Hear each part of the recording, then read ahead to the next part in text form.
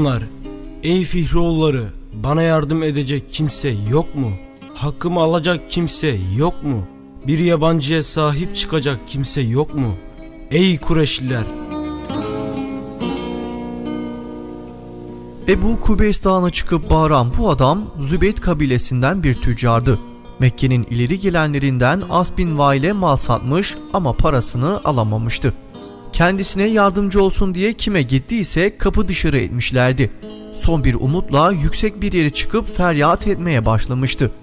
Peygamberimizin amcası Zübeyir bin Abdülmuttalip bu çaresiz adamın feryatlarına dayanamadı.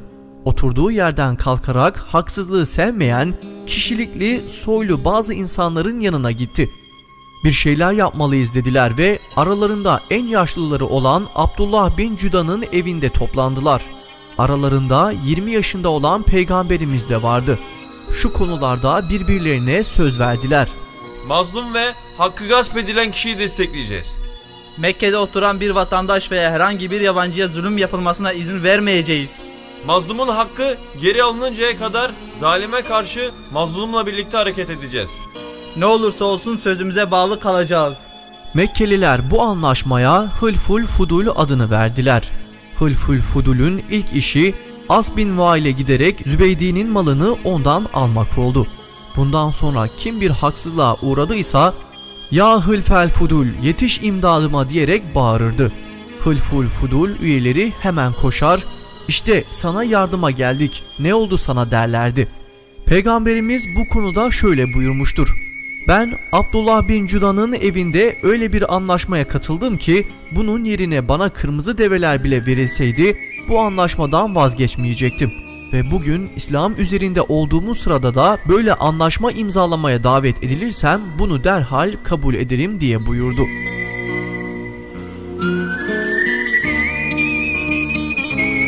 Dersler ve ibretler.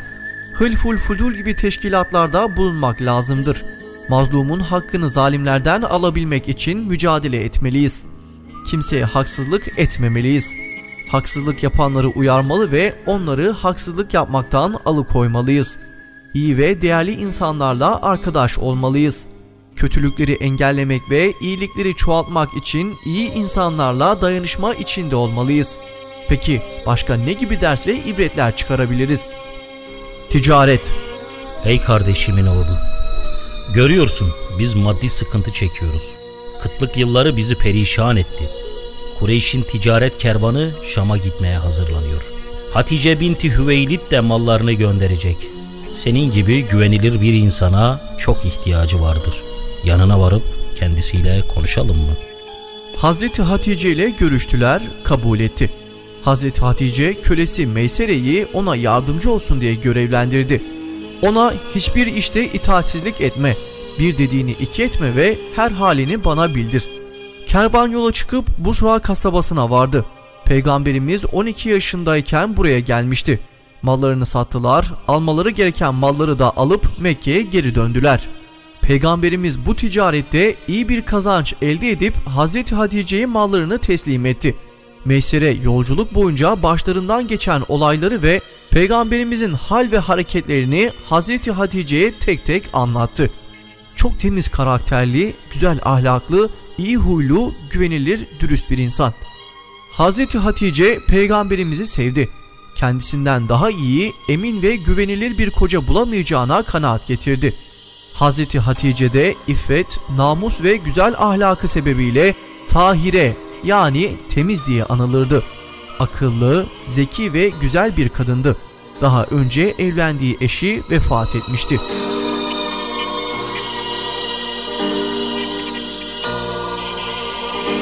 Dersler ve ibretler. İnsanlar bize güvenmelidirler. Bize emanet edilen bir işi en güzel şekilde yapmalıyız. Peygamberler de el emeğiyle geçinmişlerdir. Güzel ahlakımızla insanlara örnek olmalıyız. Dürüst olmak her zaman bu hayatta kazançlı çıkmamıza vesile olur. Unutmayalım ki doğruluk cennete götürür. Peki başka ne gibi ders ve ibretler çıkarabiliriz? Evlilik. Hazreti Hatice evlenme konusunda Peygamberimizin fikrini almak için yanına Nüfeyse ismindeki bir arkadaşını gönderdi. Ey Muhammed, sen neden evlenmiyorsun?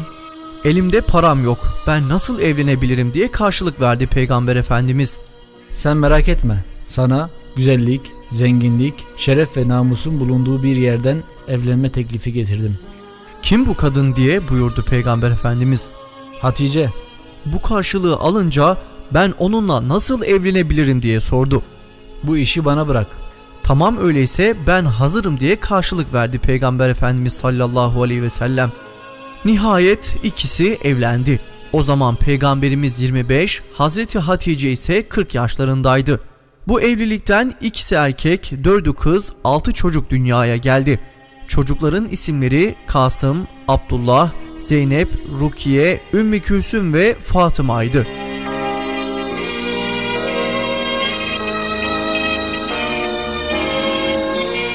Dersler ve ibretler. Hayırlı insanlarla evlenmeliyiz. Eş seçimi çok önemlidir. İyi insanlar iyi insanlara layıktır. Evlilik çağına ulaşınca geciktirmeden evlenmek gerekir. Peki başka ne gibi ders ve ibretler çıkarabiliriz? Hakem. Peygamberimiz 35 yaşındayken Kureyşliler Kabe'yi tekrar inşa etme kararı aldılar. Kabe'nin duvarları eskimiş ve çürümüştü. O sıralarda Bizanslı bir tüccarın gemisinin kıyıya vurup parçalandığını duyan Mekkeliler gidip o geminin tahta parçalarını satın aldılar. Bizanslı bir mimarla anlaşarak Kabe'nin yeniden yapımına başladılar. Kabe'yi yıkmaktan korkuyorlardı. Çekine çekine yıkmaya başladılar. Nihayet Hazreti İbrahim'in koyduğu temele kadar yıktılar. Bundan sonra Kabe'nin inşaatına başladılar. İnşaat işi Hacerül Esved'in yerleştirilmesine kadar sürdü. Her kabile bu şerefin kendisine ait olmasını istiyordu. Aralarında çıkan ihtilaf büyüdü, neredeyse çatışacaklardı. Bu işe bir çözüm bulmak gerekiyordu. Nihayet bir gün meseleyi çözmek için haremde bir araya geldiler. En yaşlıları, "Ey Kureyşliler, anlaşamadığınız bu işte Mescid-i Haram'a şu kapıdan ilk girecek olanı aranızda hakem yapınız." Bu öneriyi herkes beğendi. Sessiz bir şekilde beklediler. Allah'ın hikmetine bakın ki Kabe'nin kapısından ilk giren Peygamberimiz oldu. Kalabalıktan bazıları "El-Emin, Muhammedül Emin, onun vereceği hükme razıyız" diyerek onu hakem seçtiler. Peygamberimiz güzel ve mantıklı bir çözüm buldu. "Hemen bana bir örtü getirin" dedi. Hacerül Esved'e getirilen örtünün içine kendi elleriyle koydu. Her kabileden bir adamın gelip örtünün köşelerinden tutmasını istedi. Adamlar Hacerül Esved'i konulacak yere kadar kaldırdılar. Peygamberimiz de onu alıp yerine yerleştirdi. Dersler ve ibretler. İnsanların güvenini kazanmak çok önemlidir. İnsanların değer verdiği bir kişi olmalıyız. Akıllıca hareket etmeliyiz. Camileri yaptırmalı, yardımcı olmalıyız. Kabe ve Hacerül Esved en kutsal değerlerimizdendir. Camilerin daha güzel olması için elimizden geleni yapmalıyız. Peki başka ne gibi ders ve ibretler çıkarabiliriz?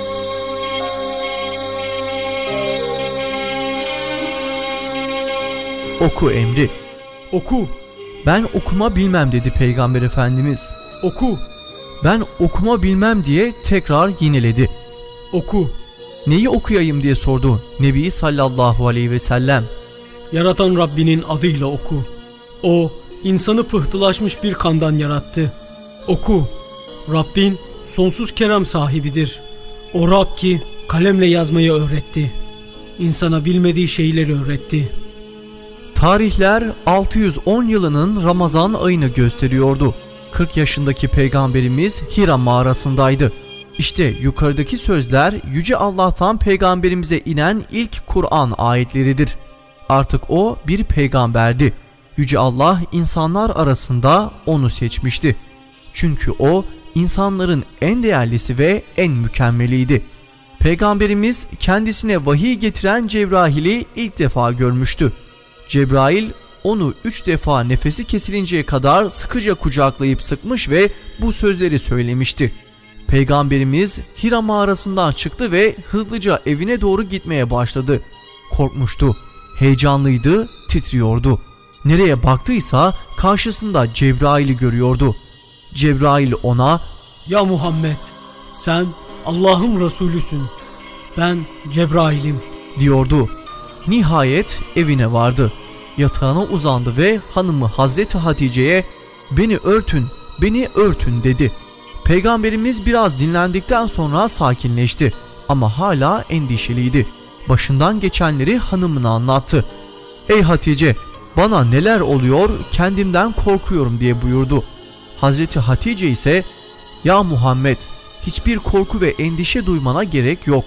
Hiç üzülme, Allah seni hiçbir zaman utandırmaz. Çünkü sen akrabanı korursun. Konuştuğun zaman doğru söylersin. Kendi işini yapamayanların yardımına koşarsın. Yoksula verir, misafiri ağırlarsın. Emanete ihanet etmezsin. Devamla haydi hazırlan, amcamın oğlu dedi. Varaka'nın yanına gidip ona danışalım. O yaşlı ve bilgin bir adamdır. Peygamber Efendimiz başından geçenleri Varaka'ya anlattı. Varaka olup bitenleri dinledikten sonra müjde sana ey Muhammed, bu gördüğün Musa peygambere yüce Allah'ın gönderdiği Cebrail'dir. Ah keşke kavmim seni yurdundan çıkaracakları zaman sağ olsaydın. Peygamber Efendimiz ise kavmin beni Mekke'den çıkaracak mı diye sordu. Evet, seni yurdundan çıkaracaklar. Çünkü senin gibi bir şey getiren yoktur ki düşmanlığa uğramasın. Eğer davet günlerine yetişirsem tüm gücümle sana yardım ederim. Dersler ve ibretler. İşlerimize besmele ile başlamalıyız. Çünkü inen ilk ayetler Allah'ın ismiyle okumamızı emreder. Bol bol Kur'an okumalıyız, bilmiyorsak öğrenmeliyiz. Kitap okumalıyız. Kitaplar insanın en iyi dostlarıdır. Bilmediğimiz ve anlamadığımız bir konuyu büyüklerimize sormalıyız. İhtiyacı olan insanlara yardımcı olmalıyız. Doğru sözlü olmalıyız ve doğru insanlarla arkadaş olmalıyız. İslam için çalışan insanlara destek olmalı ve yardım etmeliyiz. Peki başka ne gibi ders ve ibretler çıkarabiliriz?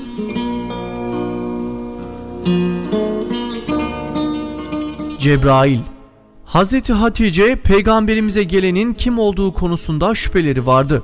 Gelen şey acaba melek miydi, şeytan mıydı? Bunu öğrenebilmek için Varaka bin Neyfel'in yanına gitti ve ona sordu. Varaka bin Neyfel Hazreti Hatice'ye Cebrail Allah ile peygamberler arasında Allah'ın gönderdiği bir elçidir. Sen Muhammed'e gelen şeye gelince saçını başını aç. Eğer Cebrail ise Muhammed onu göremez dedi. Hazreti Hatice öyle yaptı. Peygamberimize ya Muhammed, şu sana gelen melek geldiği zaman bana haber verebilir misin? Evet, haber verebilirim diye buyurdu Peygamber Efendimiz. Günlerden bir gündü. Ey Hatice, işte Cebrail yanıma geldi dedi peygamber. Kalk gel de sol yanımda otur. Peygamberimiz oturunca onu görüyor musun dedi Hatice. Evet görüyorum dedi Peygamber Efendimiz. Kalk da sağ yanıma otur. Peygamberimiz kalkıp onun sağında oturdu. Onu yine görüyor musun diye sordu Hatice. Evet görüyorum diye tekrarladı Peygamber Efendimiz. Kalk da kucağıma otur. Peygamberimiz kalkıp onun kucağına oturdu. Onu hala görüyor musun? Evet görüyorum diye tekrar buyurdu Peygamber Efendimiz. Hazreti Hatice saçını başını açtı ve yine onu görüyor musun diye sordu. Hayır görmüyorum dedi bu defa Peygamber Efendimiz sallallahu aleyhi ve sellem. Bunun üzerine Hazreti Hatice ey Muhammed sebat et, müjdeler olsun ki vallahi bu sana gelen melektir, şeytan değildir. Dersler ve ibretler. Başörtümüze dikkat etmeliyiz. Üstümüze başımıza dikkat etmeliyiz. Giydiğimiz giysilerimiz açık saçık olmamalı. Araştırmacı olmalıyız. Bir konuda net bir bilgiye ulaşmak için o konuyu iyice araştırmalıyız. Peki başka ne gibi ders ve ibretler çıkarabiliriz? Tekrar vahiy. İlk vahyin ardından geçici bir kesinti dönemi oldu. Bu zaman zarfında Peygamberimiz üzüntü ve ızdırap içinde kaldı. Bir müddet sonra vahiy tekrar gelmeye başlayınca Peygamberimizin ruhundaki sıkıntılar dindi, iç alemi huzura kavuştu. Artık büyük ve önemli görevine hazırdı. Bir peygamber olarak insanları Allah'ın dinine davet edecekti. Vahiy tekrar gelmeye başlaması ile ilgili Peygamberimiz başından geçenleri bizzat kendisi şöyle anlatmışlardır. Bir gün aniden gökyüzünde bir ses işittim. Başımı kaldırıp baktığımda Hira'da bana gelen meleği yani Cebrail'i yerle gök arasında bir kürsü üzerinde oturmuş gördüm. Ürpererek yere çöktüm. Bir süre sonra evime dönüp beni örtünüz dedim. Bunun üzerine Yüce Allah, ey ürtüye bürünen peygamber, kalk da sana iman etmeyenleri azapla korkut. Rabbinin büyüklüğünden bahset, elbiseni temiz tut, putperestlik pisliğini bırakmakta devam et ayetlerini indirdi. Artık vahiy gelmeye başladı ve ardı arkası kesilmedi diye buyurdu. Peygamberimiz Yüce Allah'ın emri gereğince kalkıp insanları İslam dinine davet etmeye başladı. İlk tebliğini hanımı Hazreti Hatice'ye yaptı. O da hemen kabul etti. Böylece yeryüzünde peygamberimize inananların ilki olma şerefi Hazreti Hatice'ye nasip oldu. Ne mutlu Hazreti Hatice'ye. Dersler ve ibretler. Örnek alacağımız ve benzemeye çalışacağımız en büyük insan peygamberimizdir. Bildiğimiz güzel şeyleri arkadaşlarımıza da anlatmalıyız. Kendimizi iyice yetiştirmeli ve olgunlaştırmalıyız. Saygıdeğer birisi bize nasihatlerde bulunsa onu dinlemeli ve dediklerini yapmalıyız. Peki başka ne gibi ders ve ibretler çıkarabiliriz?